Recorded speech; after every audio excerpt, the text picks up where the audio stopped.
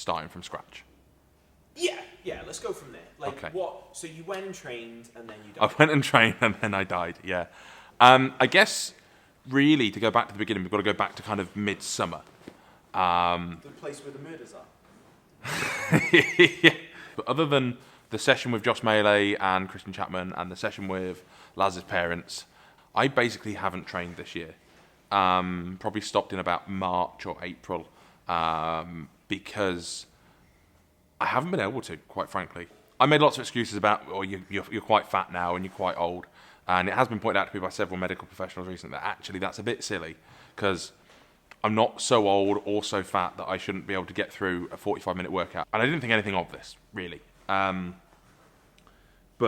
my workload all year had been quite high.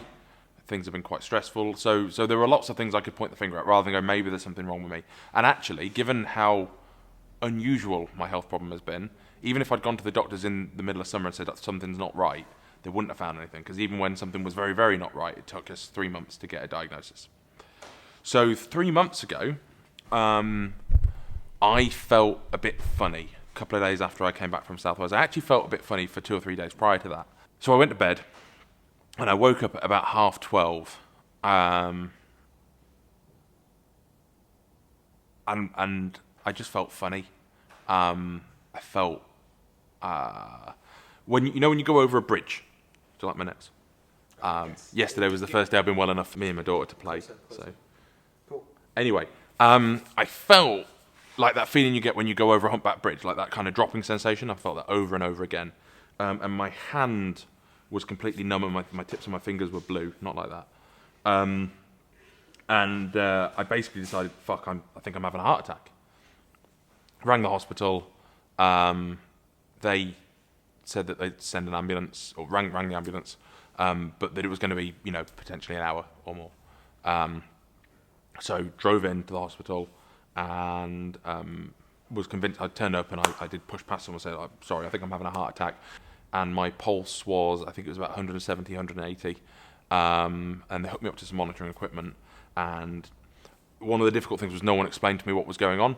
I had no idea what was going on, but they did some blood tests, and that showed that my troponin was at 0, so I'd not had a heart attack. And I felt quite confused. There was talk about maybe I'd had a stroke. The test for that came back negative, and they gave me a beta blocker. After about 4 or 5 hours when my heart rate was still over 150 and my heart rate settled, they told me it was anxiety and to go home. But I saw you on the Friday and I was fine. I'd just gone to bed early. So I went home, I didn't think much of it. I took a couple of days off work. I felt pretty awful. I got my blood work done and it showed that my hematocrit was high. Okay. So 5 or 6 days later, we decided to do a phlebotomy, because if your blood's thick and you think that maybe you've got some kind of heart issue going on, then that's bad. And we did a phlebotomy, and that caused the second worst attack that I've had the whole time, which made no sense. But I was here, called an ambulance. It took 2 hours for the ambulance to arrive. Dr. Chris from the blood lab was on FaceTime with me the whole time. I went into shock. I was shaking. I haven't got any footage of that, but I have got some footage of me having one of these attacks. Eventually got taken in the ambulance. Your ECG's fine. I felt very thirsty. I urinated, all the kind of fight or flight attacks. Anyway, at this point, I'm thinking there's something. This isn't anxiety. I've had phlebotomies probably 20 times. I've never seen anyone. I've probably seen 200 phlebotomies. I've never seen anyone have a reaction of any kind, because it's no different to when you give blood. So something's really. I'm really starting to worry at this point. 2 days later, another attack. Went back into hospital and was advised to take more of the drug that the hospital had prescribed me. And I got an appointment with my GP, and they agreed that this was the right medication. And this medication was called Bisoprolol, slows your heart rate and reduces your blood pressure. And it stopped my heart rate from going to like 180, 190, but it seemed to cause these episodes, these attacks to happen almost every day. I think on one occasion I had 5 in a day. At this point, I started to think something really, really wrong. So I went to get an echo, which is something that you should probably do if you've taken gear for a long time. Unfortunately, it showed that everything was normal, apart from me having a slightly reduced ejection fraction, which is the amount of blood the heart expels when it pumps. Being a me, I've obviously spent the last 3 months doing nothing but read about heart-related stuff. I then wore a Holter monitor, like a heart monitor, for 7 days, and that showed that I was having lots and lots of these things called ectopics, which are like kind of premature beats. I think I had about 6,000, and I was having periods of rapid heart rate, but the ECG was normal. Everything was normal.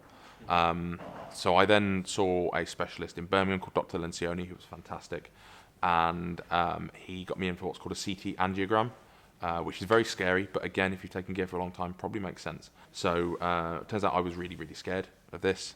They put you into an MRI machine and they put this dye in. It makes you feel like you're going to wet yourself and makes your bumhole burn. That's unrelated. Yeah. I also got a sexual health test during all this, just because, you know, it could have been what is it that I think what's the one that begins with an S? Sex? No, the syphilis. Syphilis can cause heart problems. So it turns out that I don't have any sexually transmitted diseases, so that's good. So it turned out actually that I had 0 plaque, 0 calcium buildup in my heart. My heart is normal shape, normal size, all the valves are working as they should. There are no problems whatsoever, which was great, but also then asked the question of, well, what the fuck is going on? The Dr. Lencioni then changed me to something called flecainide, which is an antiarrhythmic, and that stopped me having these ectopics, and it stopped me from having episodes that were protracted. So I would have these episodes where I would feel like I'm falling off a bridge and my heart rate would spike up to whatever, but then it would settle very quickly. However, it was still pretty debilitating. It still left me feeling like absolute shite. And I got to the point where I basically just would not leave the house, because if I left the house, then I would be poorly. And what was really strange is that I could go and do things and I'd feel fine doing stuff, but it would then be that night that I would have a problem.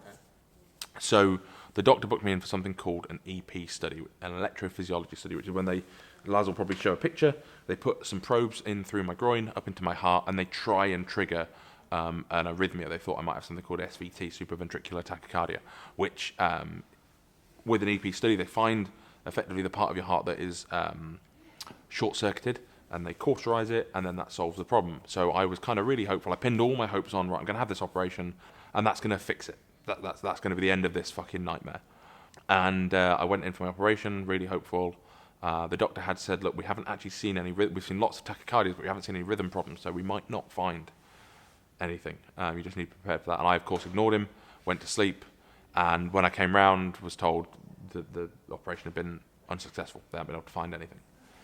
Which, again, sounds great, but what the fuck is going on? Why can't I do anything? But he changed me to a new drug, again, called ivabradine, which is off-label use for something called IST and POTS, so inappropriate sinus tachycardia or posterior orthostatic tachycardia, both of which are different conditions but have the same treatment, and both of which are related to your heart becoming tachycardic for no apparent reason. So that drug, despite the first week taking a little bit, for the first week it knocked me about a bit, seems to have worked a lot better. I haven't had an episode since Tuesday of last week, but I was reading some information on posterior orthostatic tachycardia and how it can be related to blood volume, and how intravenous saline, kind of on a weekly or every 4 or 5 days basis, can reduce a lot of your symptoms. So I had that on Friday, and then I've been at work every day since. I took my daughter out for the full day on Sunday, and I feel like me again. And it's genuinely been like, it's been like waking up from a nightmare. The difference has been absolutely phenomenal. The question, and the reason I wanted to make this video, the question posed is this related to gear, or is this just something that would have happened and I'm just unfortunate? The specialist believes that it's related to having had in the summer, which I won't rule out. You know, the logic that there's some kind of viral inflammation of my AV node causing hypersensitivity to blood volume would make sense. What me and Dr. Chris and Aaron from the Hench Project all think is probably a big factor, and this is, I have been on gear for 14 years. I have been hypertensive, so I've had high blood pressure for most of that, and I've had consistently for the last 10 years a problem with high hematocrit, so thick blood. So the theory that Dr. Chris has proposed is that actually your body's very good at getting used to or maintaining homeostasis or whatever it's used to. My body has gotten used to being polycythemic, and what's the posh term for high blood pressure?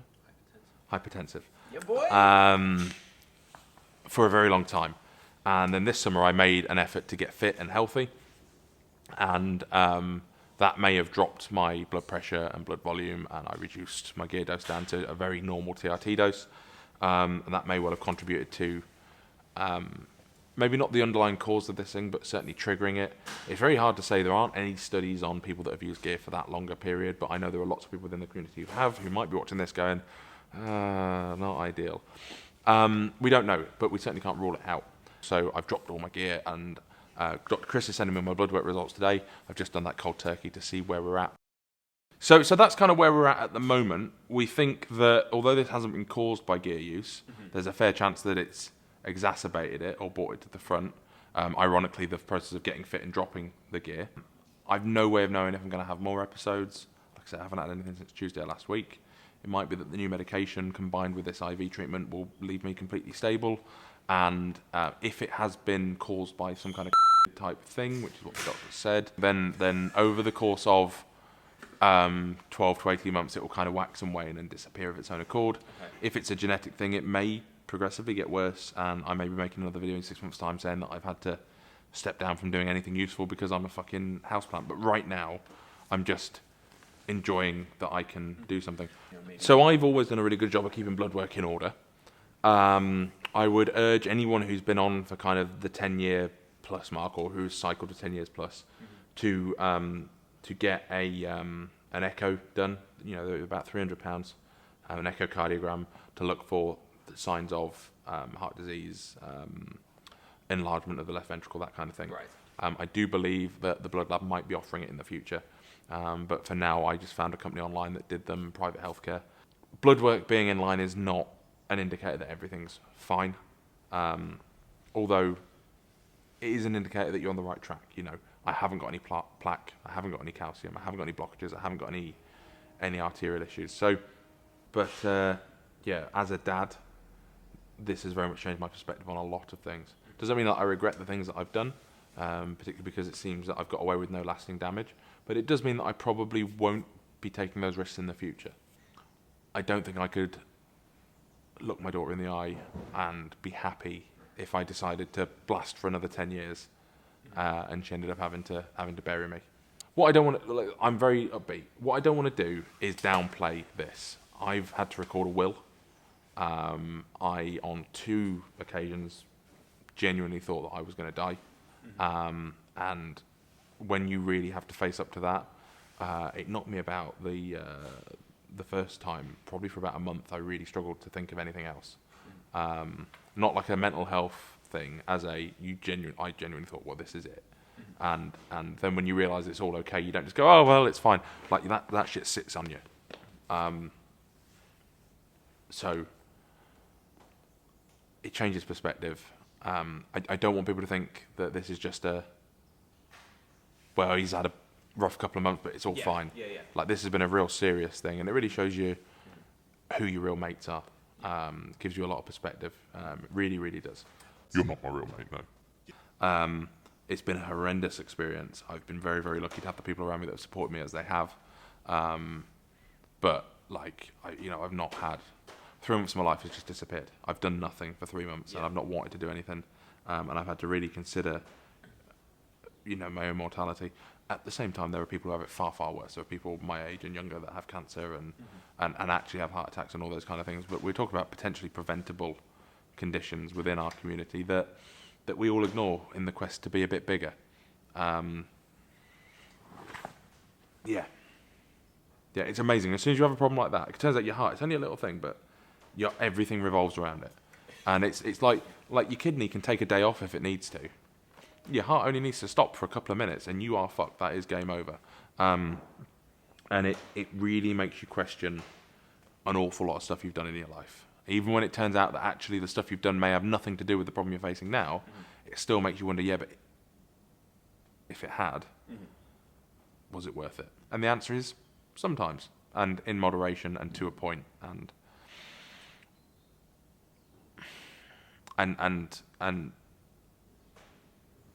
the more you push it, the more you are likely to find those limits.